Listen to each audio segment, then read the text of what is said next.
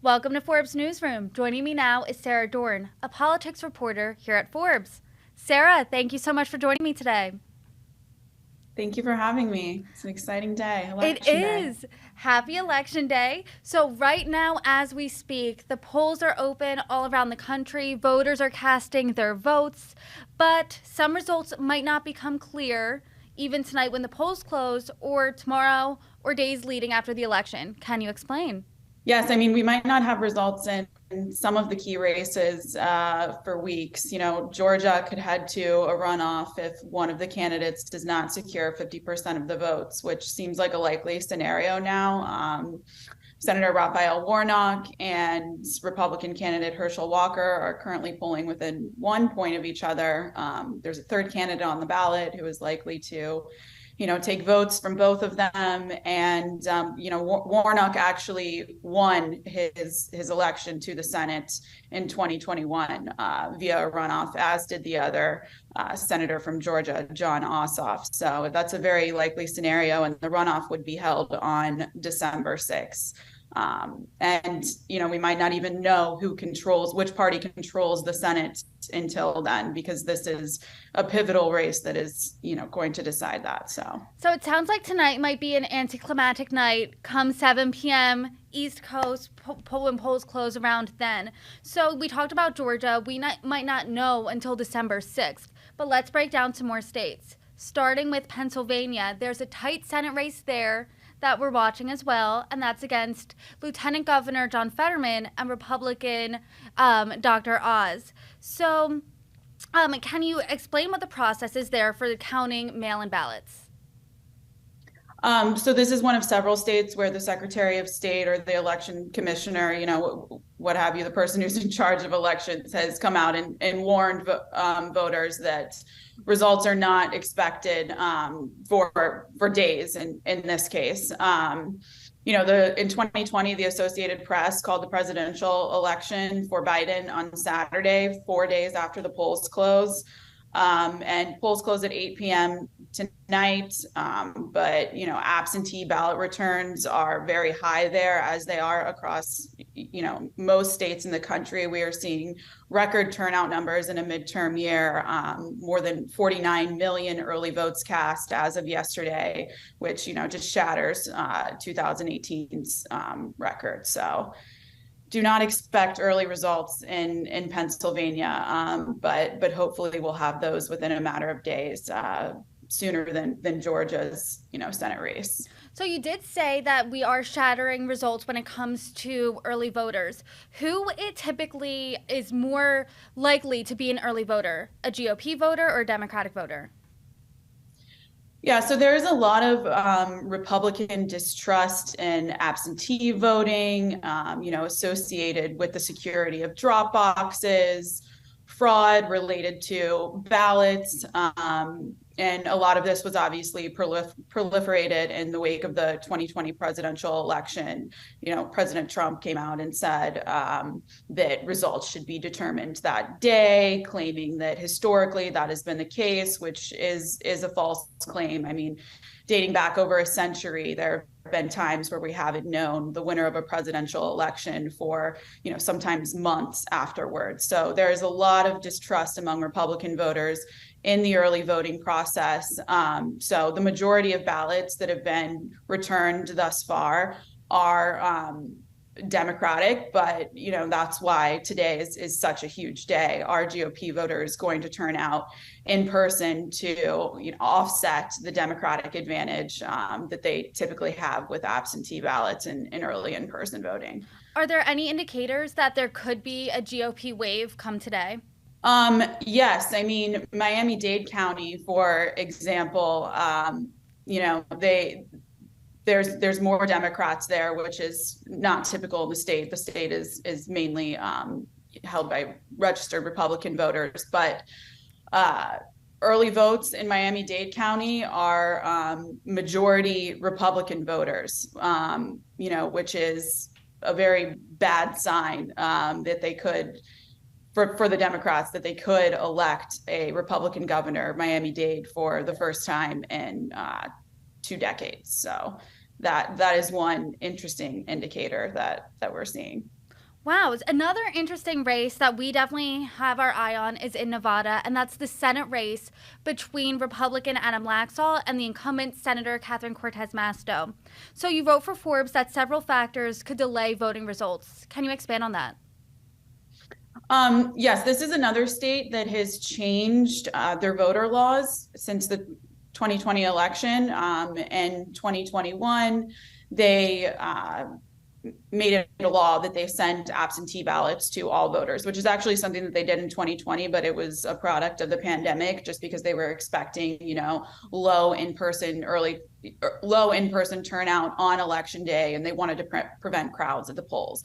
But they made that a law in 2021. So now all voters are receiving absentee ballots. There's several other new mechanisms that are expected to delay results. Election workers can't begin counting absentees until after the polls close, and absentee ballots postmarked by election day, but that come in 4 days later, so on November 12th, can also be counted.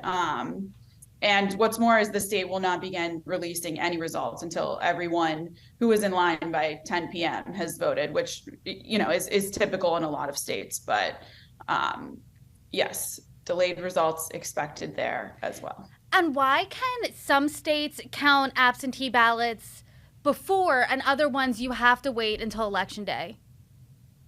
It's all determined by the state legislature. And I think it's a product of a lot of states where there's a Republican controlled legislature tighten their absentee ballot counting rules, and they don't want them opened or processed until after the polls close in some cases, and in some states it's even a felony to release results early. So it varies widely by state. I mean, some states allow counting up to two weeks in advance.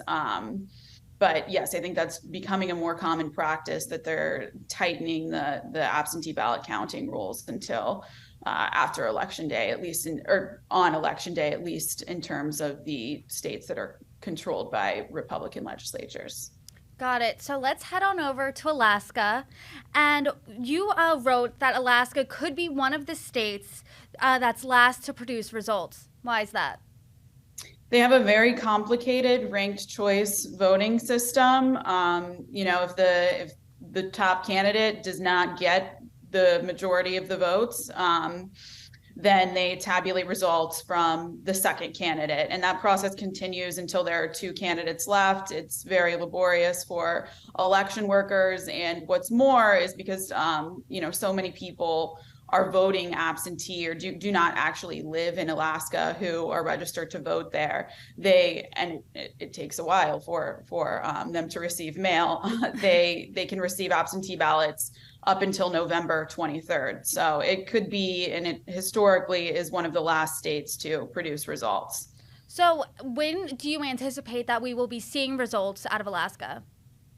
I mean, I would say not until final results, not until November 23rd. There might the absentee ballots that are outstanding and that are expected to come in on November 23rd, those will probably not be enough to sway the final results of the election. Mm-hmm. So we could know much earlier, but it will be at least several days before they complete the ranked choice. I mean, unless, in some of the pivotal races there, and there really, aren't any, the top candidate gets 50% of the votes. And then in that case, they'll have the winner that day, which I'm sure is a scenario election workers are hoping for. But yeah, fingers crossed for that, for them, for their sake. So let's move on over to Arizona. There's a few tight races we've been keeping our eye on for a few months, and that's the governor's race between Republican Kari Lake and Democrat Katie Hobbs, as well as the Senate race with incumbent Mark Kelly and Republican Blake Masters. So when can Arizona start counting absentee ballots? The results cannot be released until 1 hour after the polls close, and nearly 80% of voters in Arizona vote absentee. It's like one of the highest rates in the country. And Katie Hobbs, the Secretary of State who is actually running for governor, has said results will not be produced immediately.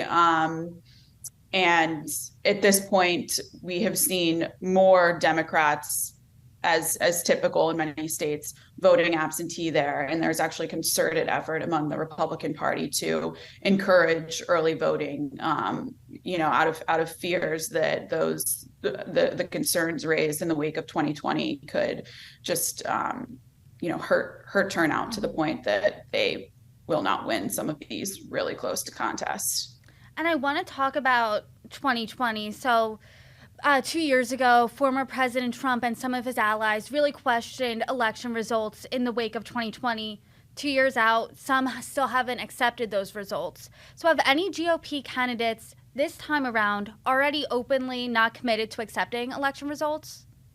Yes, several Republican candidates have not committed to accepting the election results. GOP Senator Ron Johnson in Wisconsin, Republican gubernatorial candidate in Arizona, Kari Lake, both of which were prominent players in helping spread the false claim that Donald Trump was the true winner of the 2020 presidential election. And candidates can also call for a recount in some states. Something else that could delay the election results in Georgia, if the margins are within 0.5 percentage point, then candidates can call for a recount. So, and then there are several court battles underway as well. Some Republicans in some states calling for absentee ballots to be thrown out, calling for hand counting of ballots. So there's a lot that could unfold that could delay the results or require them to be retabulated completely. So as you said earlier, there's been a history of delays in election results. But do you think that these calls of election denialism will halt if there is a GOP wave today?